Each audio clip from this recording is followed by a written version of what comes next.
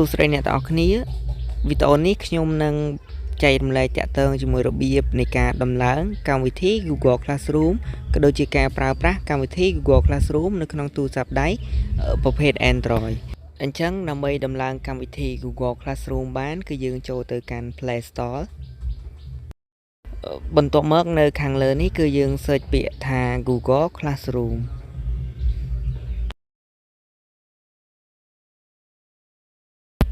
នេះឥឡូវវាបង្ហាញនៅខាងក្រោមហ្នឹងចឹងយើងអាចចុច search មកបន្ទាប់ពីចុច search ហើយគឺយើងចុចពាក្យ install នៅខាងក្រោមដើម្បីដំឡើងកម្មវិធីនេះពេលនេះគឺយើងបានដំឡើងហើយគឺវា load ចូលទៅក្នុងទូរស័ព្ទដៃរបស់យើងឥឡូវយើងចាប់ផ្ដើមសាកល្បងបើកកម្មវិធីចឹងយើងចុចបើកកម្មវិធី Google Classroom បន្ទាប់មកយើងចុច get start ដើម្បីបន្តទៅមុខទៀតចុច get start ហើយយើងអាចជ្រើសរើស account ណាមួយដើម្បីប្រើប្រាស់អ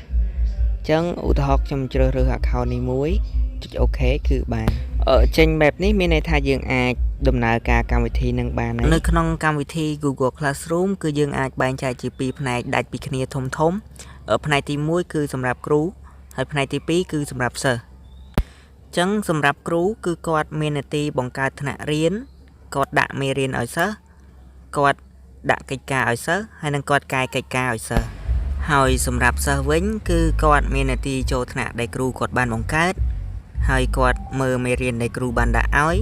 ហើយនឹងមួយទៀតគឺគាត់ធ្វើកិច្ចការជូនទៅគ្រូវិញ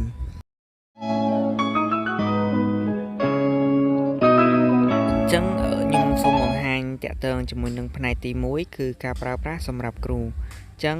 គ្រូក៏ត្រូវបង្កើតថ្នាក់រៀនមួយដើម្បីបង្កើតថ្នាក់បានគឺចូលទៅកម្មវិធី Google Classroom ហើយបន្ទាប់មកចុចសញ្ញាបូកនេះយើងចុចសញ្ញាបូកបន្ទាប់ពីចុចសញ្ញាបូកហើយគឺយើងចុចពាក្យ create class ដើម្បីបង្កើតថ្នាក់ថ្មីហើយត្រង់ class name នេះយើងអាចដាក់ឈ្មោះថ្នាក់រៀនយើង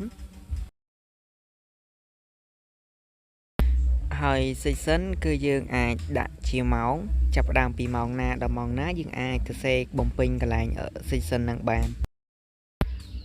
កន្លែង room គឺយើងអាចដាក់ជាឈ្មោះបន្ទប់ឬក៏មិនចាំបាច់ដាក់ក៏បានដែរត្រង់ចំណុចនេះហើយខាងក្រោមគឺ subject ចឹងខ្ញុំឧទាហរណ៍ដាក់ថាអក្សរសាស្ត្រខ្មែរបន្ទាប់ពីបំពេញរួចអស់ហើយគឺយើងចុច create ខាងលើដើម្បីបង្កើតថ្នាក់រៀននេះមួយ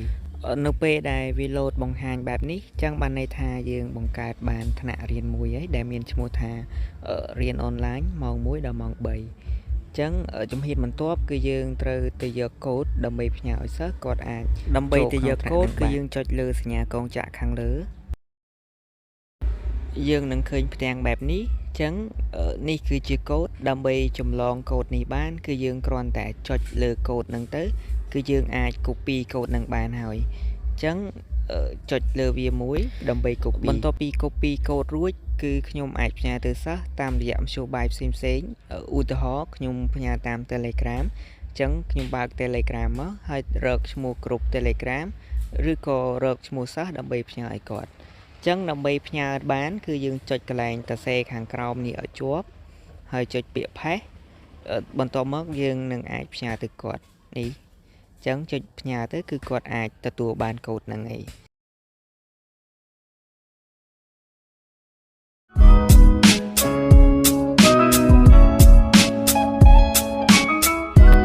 ឥឡូវងាកមកសិស្សវិញម្ដងចំពោះសិស្សការចូលថ្នាក់រៀន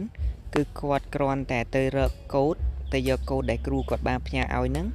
គាត់យកកូដហ្នឹងមកដើម្បីបញ្ចូលអញ្ចឹងដើម្បីចូលថ្នាក់បានគឺសិស្សត្រូវទៅបើកកម្មវិធី Google Classroom ដូចគ្នា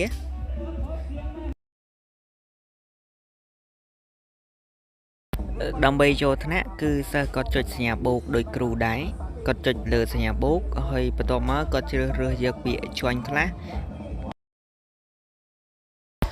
បន្ទាប់ពីគាត់ចុច join class ហើយគាត់នឹងចេញផ្ទាំងនេះអញ្ចឹងកន្លែងនេះប្រអប់នេះគឺយើងចាប់ផ្ដើមបញ្ចូលកូដដែលគ្រូគាត់ផ្ញើឲ្យយើងអាចបញ្ចូលកូដនៅក្នុងហ្នឹងបន្ទាប់ពីបញ្ចូលហើយគឺយើងចុចពាក្យ join ខាងលើដើម្បីចូលថ្នាក់បន្ទាប់មកយើងនឹងឃើញបែបនេះមានន័យថាយើងបានចូលថ្នាក់ហើយអញ្ចឹងយើងអាចសរសេរខាងក្រោមនេះបានបើសិនបើយើងចង់សរសេរ ចឹងខ្ញុំឧទាហរណ៍ខ្ញុំទៅសេថាជំរាបសួរលោកគ្រូអីចឹងទៅបន្ទាប់ពីទៅសេហើយគឺយើងអាចចុចផ្ញើខាងលើនេះដើម្បីផ្ញើចឹងនៅពេលដែលយើងផ្ញើទៅគឺចូលវានឹងបង្ហាញនៅក្នុងថ្នាក់រៀនហ្នឹងចឹងសិស្សផ្សេងទៀតឬក៏គ្រូគាត់ចូលមកគាត់ប្រកាសជាឃើញកន្លែងហ្នឹងហើយនេះគឺជារបៀបនៃការចូលថ្នាក់សម្រាប់សិស្សវីដេអូក្រោយៗទៀតខ្ញុំនឹងចែករំលែកទាក់ទងជាមួយនឹងរបៀបនៃការដាក់មេរៀនការដាក់ជាសំណួរកិច្ចការផ្សេងៗក៏ដូចជាការធ្វើកិច្ចការរបស់សិស្សអញ្ចឹងសូមអរគុណសម្រាប់ការតាមដានទស្សនាវីដេអូនេះ